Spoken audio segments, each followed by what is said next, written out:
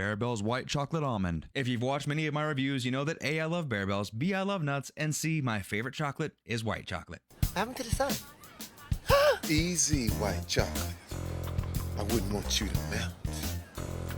So my hopes are high for this one. Cost, macros, taste. Let's do this thing. Just like all the other Bear this is going to get a 7 out of 10 on cost for $2 a bar and an 8 out of 10 on macros for a 10 on the CTP, no grams of added sugar, and it does have 4 grams of fiber, but that 1 extra gram of fiber is not going to be enough to change its macro score. For texture, this one is just like all the other Bear except this one's white on the outside with little almond bits on top. Then when you break this thing open, it has the typical Bear nougaty inside. So let's move on to taste. I don't know what I'm more excited for, the taste of Bear the taste of white chocolate, or a mouthful of nuts.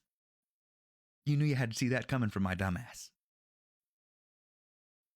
I felt a great disturbance in the force, as if millions of voices suddenly cried out in terror and were suddenly silenced. What the f***? This is a Bear right? First bite. Gonna need another bite. As my parents told me all the time, I'm not mad, I'm just disappointed. Not bad, but it's not the typical ungodly Bear I tried to play the game of what candy does this taste like. It doesn't taste like another candy. The almond taste is pretty faint, doesn't taste like a ton of almonds, and the white chocolate really doesn't taste like a ton of white chocolate. Still has the incredible Bear texture, which is awesome.